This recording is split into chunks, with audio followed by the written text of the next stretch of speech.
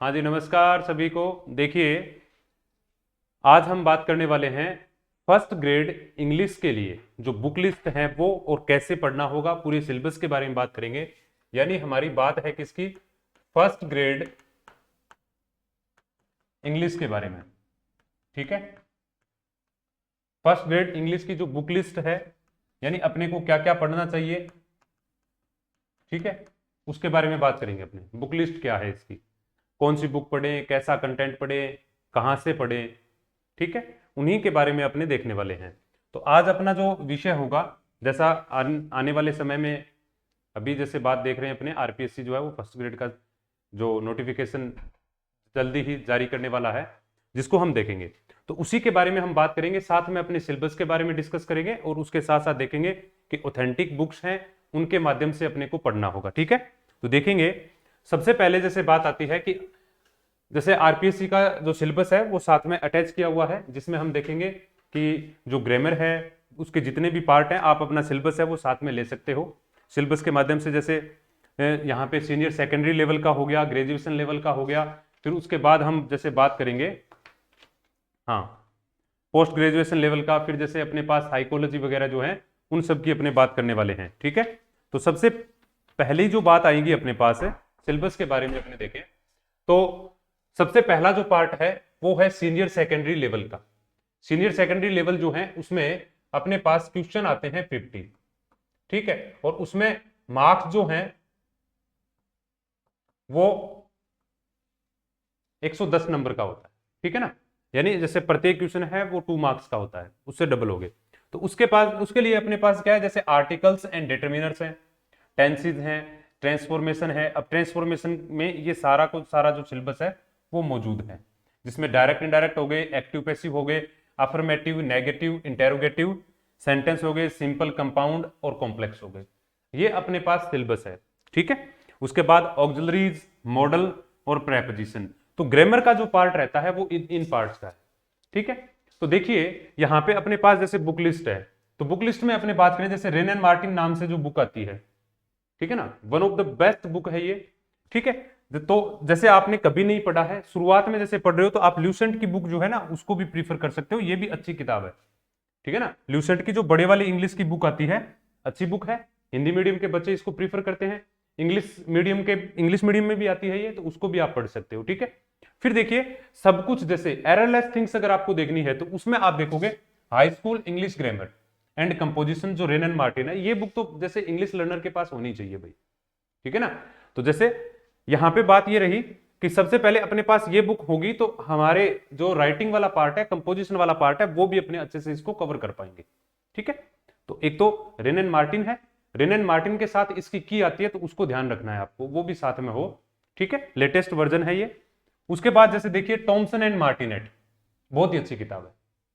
यानी ये दो बुक ऐसी हैं कि यहां से डिटो क्वेश्चन पूछे जाते हैं, मतलब कुछ भी चेंज नहीं करते, डिटो के डिटो क्वेश्चन आते हैं, तो आप उसका ध्यान रखोगे। प्रैक्टिकल इंग्लिश ग्रामर, यानी इसका पूरा नाम टॉमसन एंड मार्टिनेट के नाम से इसको जाना जाता है। इसकी यहां पे आप देखोगे इसकी 2 एक्सरसाइज बुक आती है, इसके साथ ये पूरी बुक है, इसके साथ 2 इसकी जो एक्सरसाइज बुक है वो इसके साथ आती है, तो वो आप देख सकते हो। ठीक है, फिर है माइकल स्वान। भाई फंक्शनल ग्रामर के अकॉर्डिंग अगर अपने चलें तो माइकल स्वान जो है वो अपने पास होना चाहिए। ठीक है, और जैसे a remedial English grammar for foreign student, इस नाम से नहीं जानते, इसको सीधा जानते हैं कि ये एफ टी वुड की जो बुक है वो, और एफ टी वुड की बुक जो है वो बहुत ही शानदार है। मतलब ये चारों की चारों किताब जो है, अगर आपके पास हार्ड कॉपी नहीं है तो आप सॉफ्ट कॉपी, जैसे अपनी साधारण भाषा में समझे तो पीडीएफ वगैरह अपने पास हो, तो आजकल जैसे आप स्मार्ट हो, मोबाइल फोन से पढ़ सकते हो। ठीक है ना, स्मार्ट हो, फोन भी स्मार्ट है तो आप तो स्मार्ट होंगे। तो ये सारी की सारी बातें जो है ये अपने ग्रामर के लिए, अगर ये चीजें अपने पढ़ ली तो अपना बहुत कुछ कवर हो जाता है। और जैसे आपने मास्टर डिग्री किया है तो मास्टर डिग्री में आप जैसे पढ़ते हो यूनिवर्सिटी ग्रामर ऑफ इंग्लिश, ठीक है ना, यूनिवर्सिटी ग्रामर ऑफ इंग्लिश की बुक आती है पियर्सन पब्लिकेशन की, पियर्सन पब्लिकेशन की बुक आती है university grammar of English, master degree में आपने देखा होगा, उस बुक को भी आप रख सकते हो। ये 4-5 किताबें हैं जो पूरे ग्रामर को कवर करता है। अब रही बात कि भी हम इनको कैसे देखें, तो ये जो बुक है ना, ये वाली माइकल स्वान वाली उसी को फॉलो करती है ये जो बुक है वो ल्यूसेंट की जो बुक है। तो ओवरऑल अपने देखें तो ये अच्छी किताब है। यानी मेरा ये मानना है कि जब भी आप किसी भी कंपटीशन में जाते हो तो अगर आपके पास ये बुक है तो इसको आप लास्ट टाइम जैसे जल्दी से रिवाइज कर सकते हो।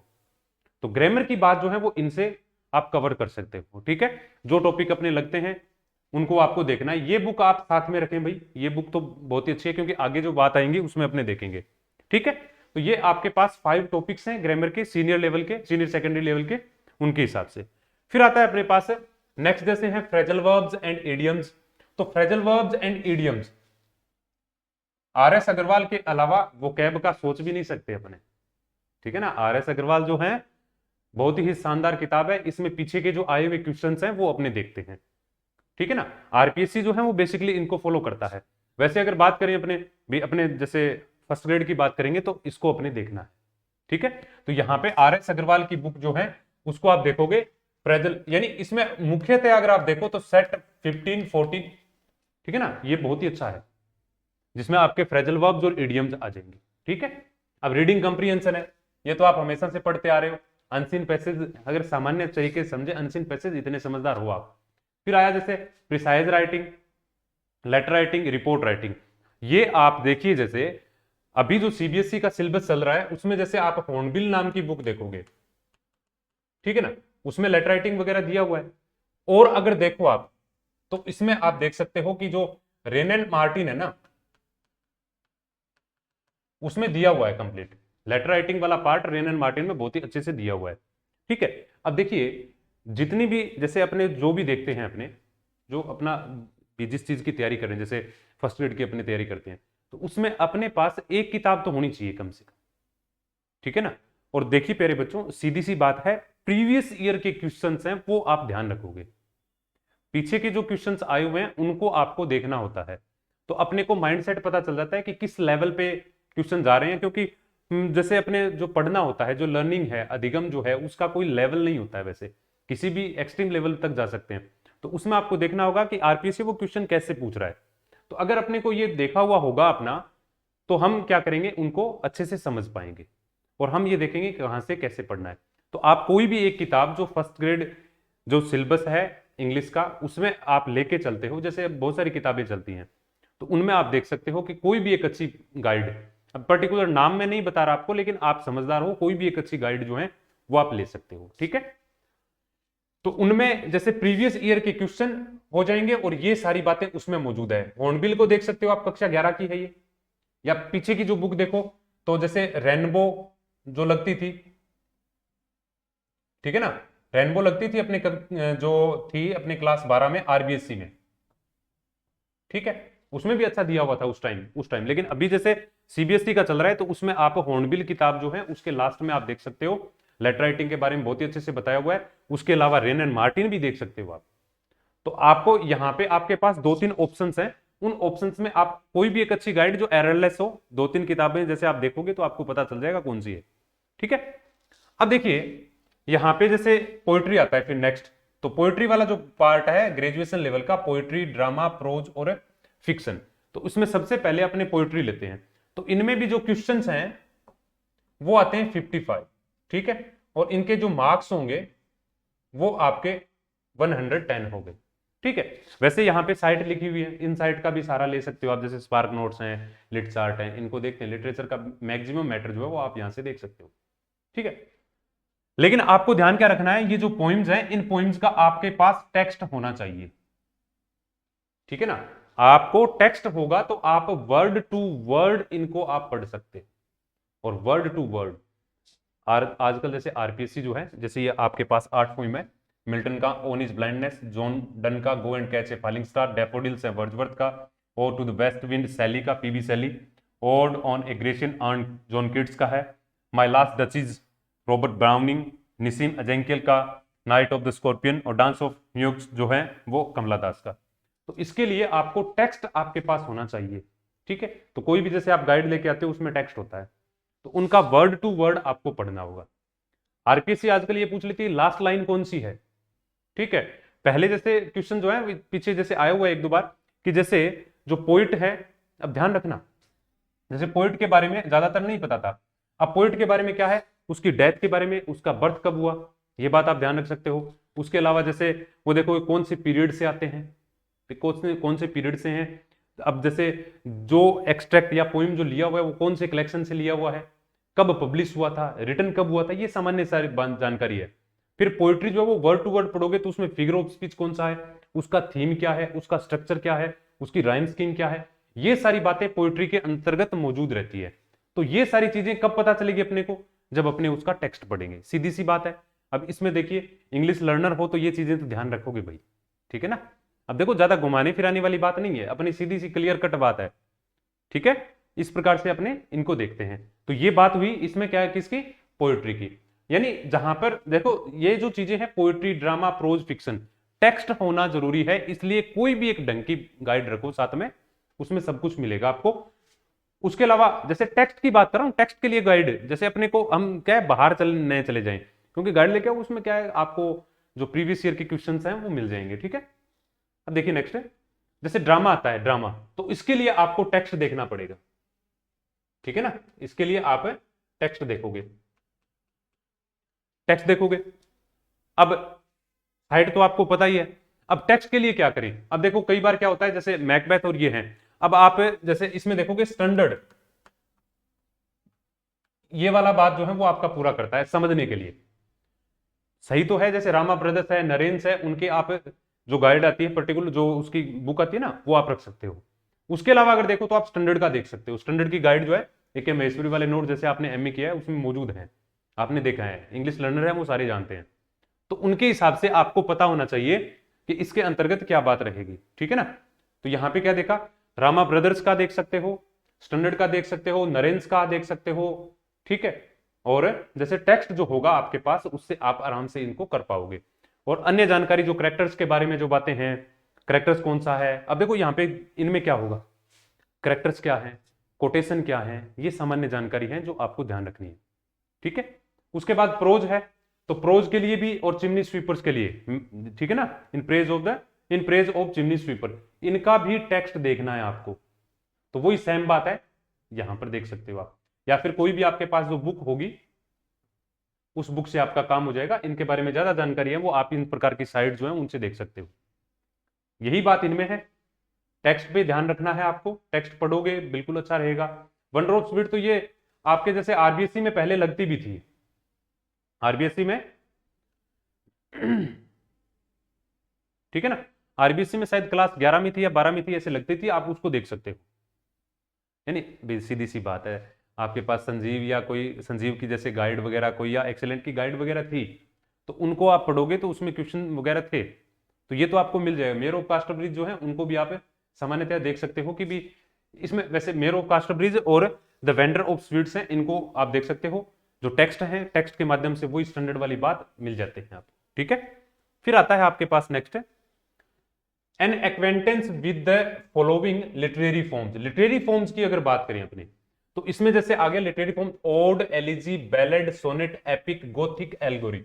अब देखिए गोथिक जो है वो नया टॉपिक डाला गया है, तो ये वाले टॉपिक जो है वो आपको जैसे देखिए इसमें एमएस अब्राहम और गैल्ट हैरफम दिया हुआ है, जोफ्रे गैल्ट हैरफम, तो ये बुक नया लाके आपको ये बुक लेके आनी है, एमएस अब्राहम अकेला दिया हुआ है, ठीक है। इस बुक को आपको प्रीफर करना है, ये भी चल रही है आजकल स्टैंडर्ड, और भी नया जैसे नया एडिशन आ गया होगा उस हिसाब से, ठीक है। अब जैसे यहाँ पे फिगर ऑफ स्पीच है, simile, metaphor, personification, irony, hyperbole, onomatopoeia, synecdoche, oxymoron. तो एक चीज तो ये है कि आपको इस बुक से पढ़ना है ये सब कुछ, पहली बात। दूसरा, इसी इनको पढ़ने के लिए आप रेन एंड मार्टिन जो है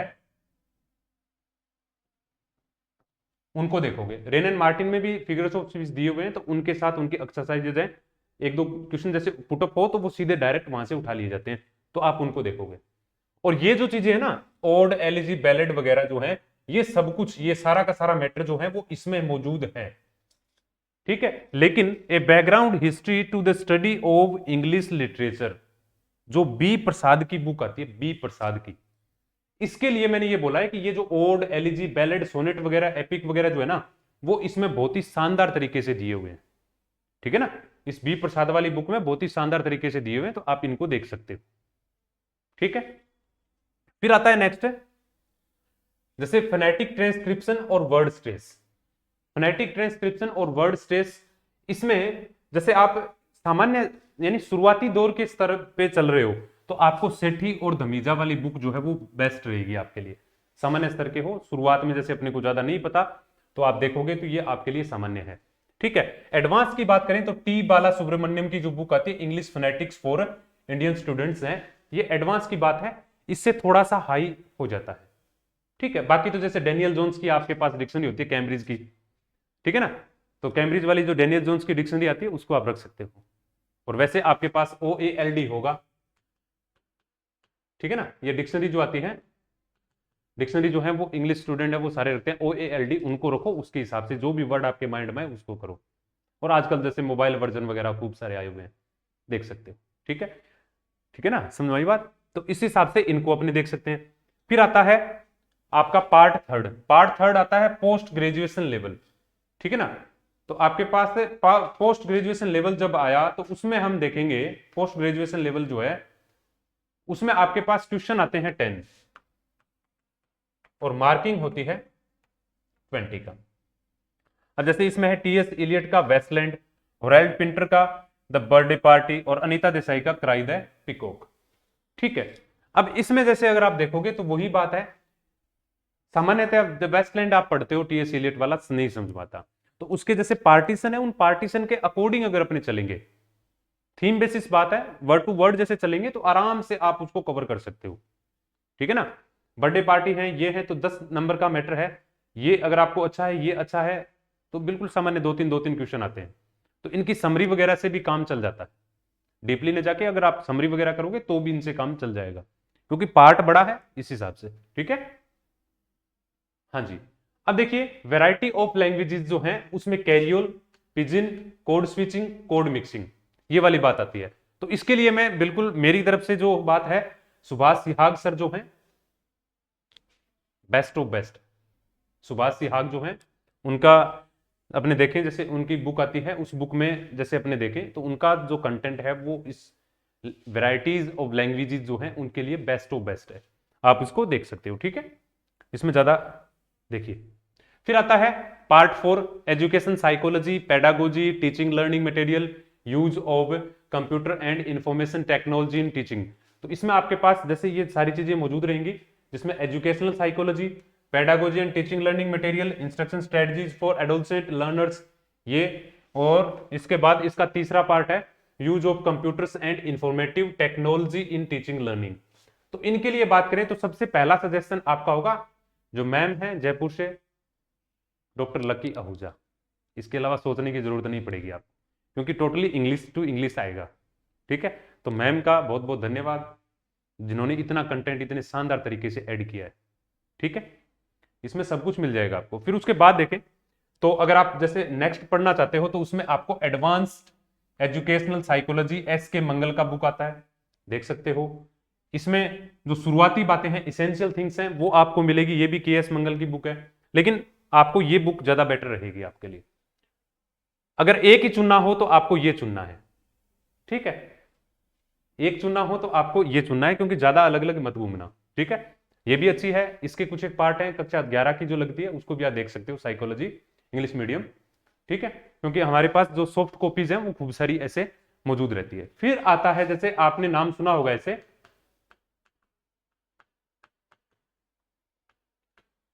एक्सरसाइज के लिए, एक्सरसाइज के लिए इसमें पर्टिकुलर आता है इंग्लिश का।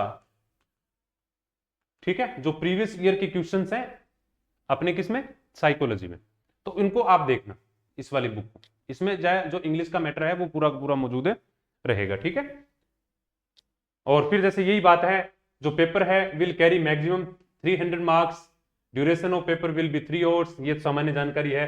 150 क्वेश्चंस हैं मल्टीपल चॉइस के, यानी MCQ हैं। फिर उसके बाद है नेगेटिव मार्किंग होगी, सेल बी एप्लीकेबल मौजूद रहती है इवेल्युएशन ऑफ आंसर में, ये सारी सामान्य बातें हैं।